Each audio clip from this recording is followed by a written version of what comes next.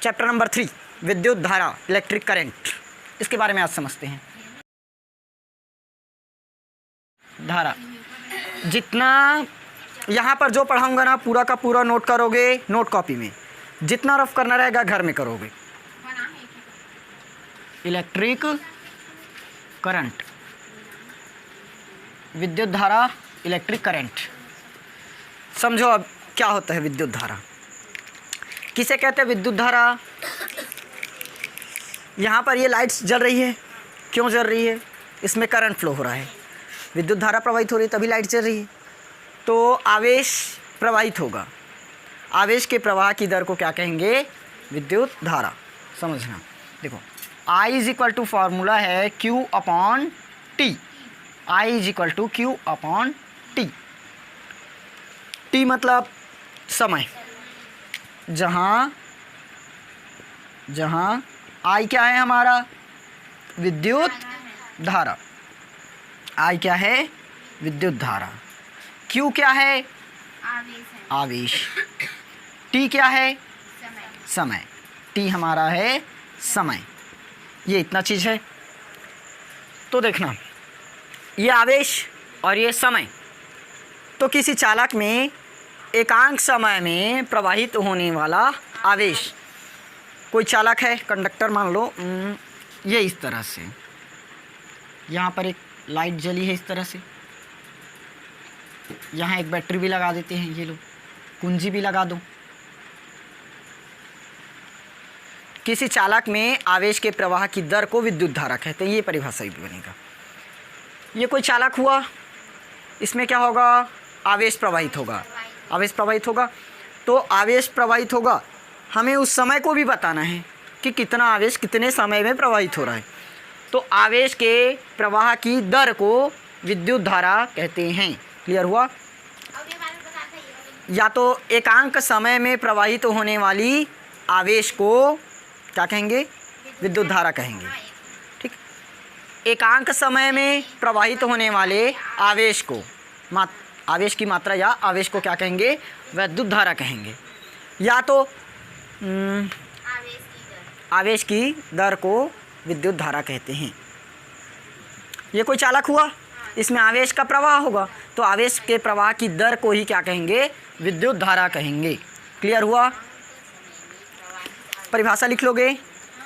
चलो, इसका मात्रक जाने? विद्युत धारा का मात्रक नहीं, ये विद्युत धारा का मात्रक क्या होगा? विद्युत धारा का मात्रक एम्पियर। अगर मान लो एम्पियर याद नहीं है तो Q से कूलाम, T से समय, समय का मात्रक, ठीक, कूलाम प्रति सेकेंड हो सकता है। एम्पियर याद रखना, एम्पियर आएगा। ये समझ आया कि नहीं आया? आवेश के प्रवाह की दर को क्या कहेंगे? विद्युत धारा कहेंगे।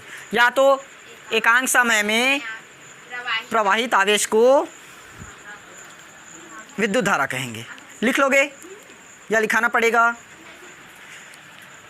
चलो लिख लो।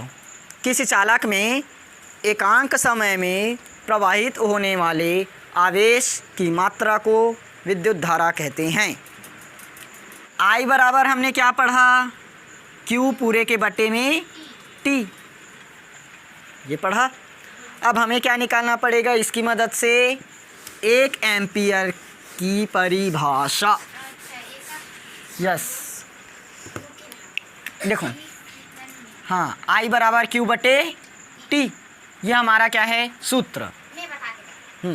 1 एम्पियर, इसकी सूत्र क्या बनेगा?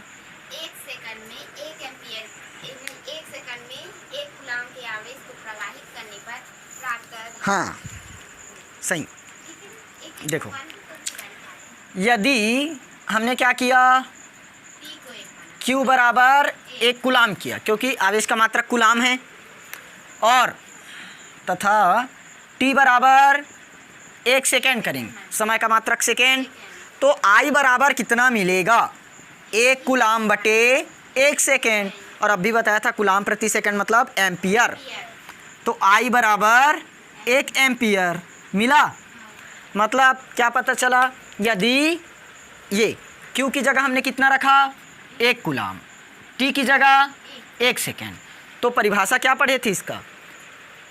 आवेश के प्रवाह की दर को विद्युत धारा कहते हैं, या एकांक आवेश, एकांक समय में आवेश के प्रवाह की दर को या आवेश के प्रवाह की संख्या को क्या कहते हैं? विद्युत धारा।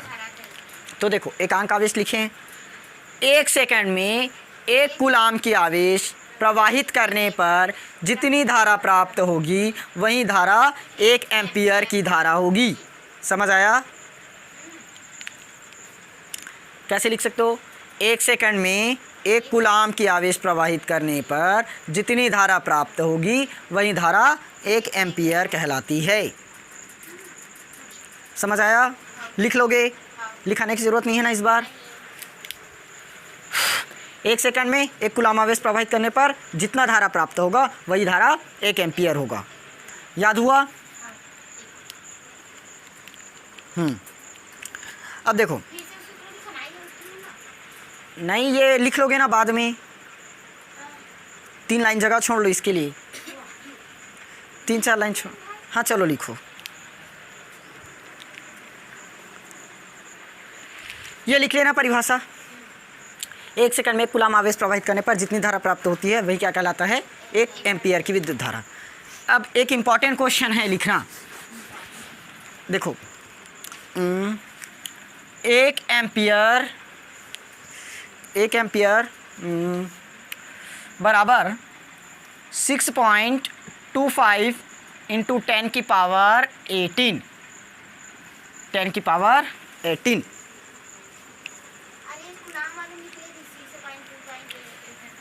इलेक्ट्रॉन प्रति सेकंड होता है। सिद्ध कीजिए। देखो 1 एम्पियर बराबर, ये क्वेश्चन ही है, टॉपिक भी कर सकते हो ना। 1 एम्पियर बराबर 6.25 इंटू 10 की पावर 18 इलेक्ट्रॉन प्रति सेकंड होता है, सिद्ध कीजिए। इलेक्ट्रॉन प्रति सेकंड क्यों आया? क्यों? उसका मात्रक बन जाएगा, होगा। निकालें? देखो यहाँ से, चलो इसका सॉल्यूशन करते हैं।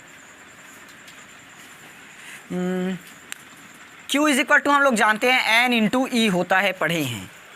Q is equal to N into E निकालें, और Q इज इक्वल टू अब भी निकाले थे I इंटू टी, ये भी निकालें। कैपिटल लो चाहे स्मॉल लो, एक ही। अगर यहाँ कैपिटल कर रहे हो तो यहाँ भी कैपिटल करना ना। ये हो गया हमारा इक्वेशन फर्स्ट और ये इक्वेशन सेकंड। देखो समीकरण 1 और 2 को ध्यान से देखो, लेफ्ट वाला बराबर है तो राइट भी बराबर होगा। तो N into E is equal to I into T बनेगा। अब यहाँ पर हम कुछ मान लेते हैं वैल्यूज़ को। यदि I बराबर 1 एम्पियर और T बराबर 1 सेकेंड, तब N इंटू ई, इसको तो कुछ नहीं किए, सेम। यहाँ I बराबर 1, T बराबर भी 1, तो टोटल कितना मिला? 1। यदि यहाँ से हम N का मान निकाल दे तो 1/E, 1/, इलेक्ट्रॉन। आएगा कि नहीं आएगा? आया, यस। अब देखो हम चूँकि 1 इलेक्ट्रॉन बराबर जानते हैं, कितना होता है? 1.6 इंटू 10 की पावर -19 मात्रक कूलाम आता है इतना। अब वैल्यू बस पुट कर दो, N का N का क्या रहेगा? N 1/E का मान 1.6 इंटू 10 की पावर -19 होगा। -19 को ऊपर लेकर चलो, +19, 1/1.6 इंटू 10 की पावर +19 आएगा इतना। अब यहाँ से करो N इज इक्वल टू 10 की घात 18 कर दो और गुणित 10 कर दो। 10 की घात 18 गुणित 10 कहाँ से आया? समझ आया? अभी भी वही 6, 18 और 1 जोड़ोगे 19, क्योंकि गुणा में है 10 और 10, बेस तो 10 है ना, तो घात जुड़ जाएगा। तो 18 और 1 19। ये वाले फॉर्म से हम ये में चेंज करते थे, अब 19 से ये वाले में चेंज करते हैं। नीचे में क्या बचा? 1.6। यहाँ भी ध्यान दो, यदि हमने इस पॉइंट को काटा तो पर में 10 का गुणा करना पड़ेगा, होगा। अब इसको भी काटते हैं ना, 2 अट्ठे 16, 2 पंचे 10, इसको काटें, 2 सीधा 4 से काट दो, 2 चौक 8 और 2 पंचे 10, ये भी कटा, 5 पंचे 25, सीधा यहाँ कर देता हूँ, 10 की घात 18 गुणित 25 बटे में 4, ये कितना मिलेगा आप करके देख लेना, 6.25 इंटू 10 की पावर 18 बचा। और इसका मात्रक क्या दिया है, इलेक्ट्रॉन प्रति सेकेंड। इम्पॉर्टेंट क्वेश्चन है, आ सकता है बोर्ड एग्ज़ाम में, चाहे कोई भी बोर्ड से हो।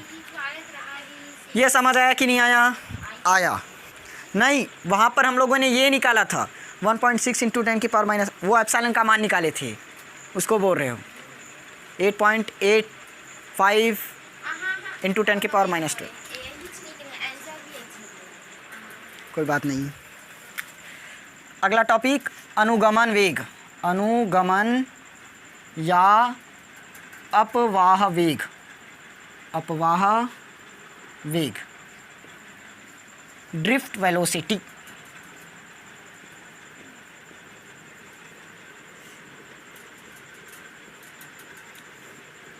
ड्रिफ्ट वेलोसिटी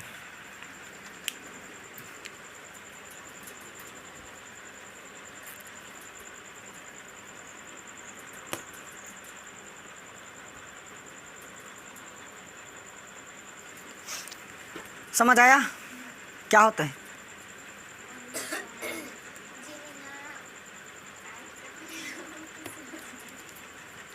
अभी तो बताया समझ आया। चलो समझते हैं, समझ नहीं आया। इसके लिए सबसे पहले डायग्राम बनाना पड़ेगा। ओके, यहाँ बता देता हूँ।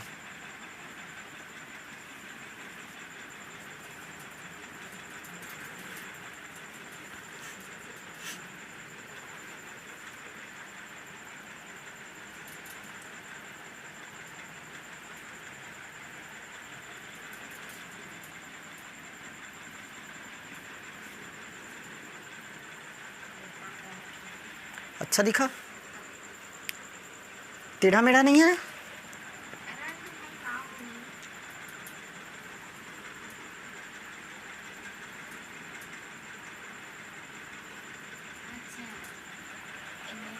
प्लस माइनस मतलब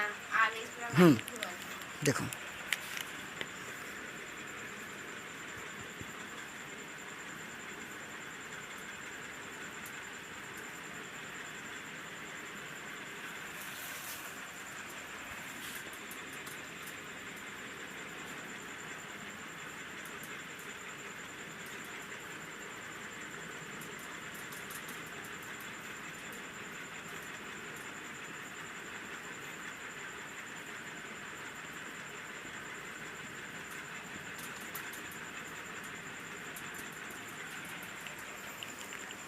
परिभाषा क्या बन सकती है, थोड़ा दिमाग लगाओ।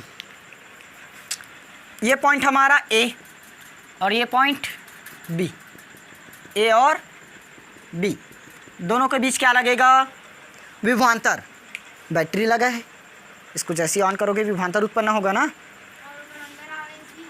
हाँ देखो, इसके बीच क्या लगेगा, विभवांतर। किसी चालक के सिरों के बीच, ये सिरा ए और बी, किसी चालक के सिरों के बीच यदि विभवांतर लगाया जाए, किसी चालक के सिरों के बीच, ये पूरा कंडक्टर है चालक, तो इस चालक के सिरे के बीच, ए और बी के बीच क्या लगा रहे हैं, विभवांतर लगा रहे हैं। तो यहाँ पर जो मुक्त इलेक्ट्रॉन की संख्या है, ये मुक्त इलेक्ट्रॉन की संख्या पूरा जो इसमें फैला है, ये मुक्त इलेक्ट्रॉन की संख्या विद्युत क्षेत्र के विपरीत दिशा में गमन करता है। ये विद्युत क्षेत्र इस दिशा में, लेफ्ट में, जो मुक्त इलेक्ट्रॉन की संख्या है किस तरफ गति कर रहा है, राइट में। तो इसी को क्या कहेंगे, नहीं, जिस वेग से गति करेगा उस वेग को क्या कहेंगे, अनुगमन वेग। समझ आया, थोड़ा बहुत घुसा दिमाग में। इसको हम लोग वीडी से प्रदर्शित करते हैं। देखो, किसी चालक के सिरों के बीच विभवांतर लगाया जाता है, तब मुक्त इलेक्ट्रॉन की संख्या वैद्युत क्षेत्र के विपरीत दिशा में एक नियत वेग से गति करती है, एक नियत वेग से गति करती है। वही नियत वेग अपवाह वेग कहलाता है। इसको वीडी से प्रदर्शित करते हैं, ड्रिफ्ट वेलोसिटी। समझ आया कि नहीं आया?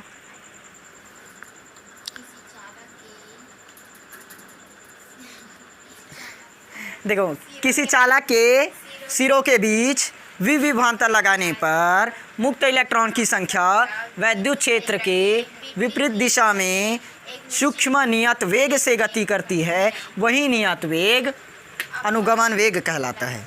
याद हुआ? चलो परिभाषा लिखना। देखो, यदि किसी चालक के सिरों के बीच विभवांतर लगाया जाता है तब मुक्त इलेक्ट्रॉन की संख्या वैद्युत क्षेत्र के विपरीत दिशा में सूक्ष्म नियत वेग से गति करती है। वही नियत वेग अनुगमन वेग कहलाता है। लास्ट में लिखना, इसे वीडी से प्रदर्शित करते हैं। हो गया? चलो, वेग का मात्रक तो जानते हो, दूरी बटे समय, ड्रिफ्ट वेलोसिटी। यहाँ पर देखो वी डी बराबर होगा 10⁻⁻⁴ मीटर प्रति सेकेंड। दूरी बटे समय, दूरी के लिए मीटर, समय के लिए सेकेंड। तो वी डी का मान होता है ये, इतना याद रखोगे ना, V D is equal to 10⁻⁻⁴ metre प्रति सेकेंड। नोट कर लो इतना। चलो ये बताओ तो ये जो निकाला हूँ ये क्या है हमारा? मुक्त इलेक्ट्रॉन की संख्या, मुक्त इलेक्ट्रॉन की संख्या। आज तो हो गया, कल पढ़ेंगे विद्युत धारा और अनुगमन वेग में संबंध।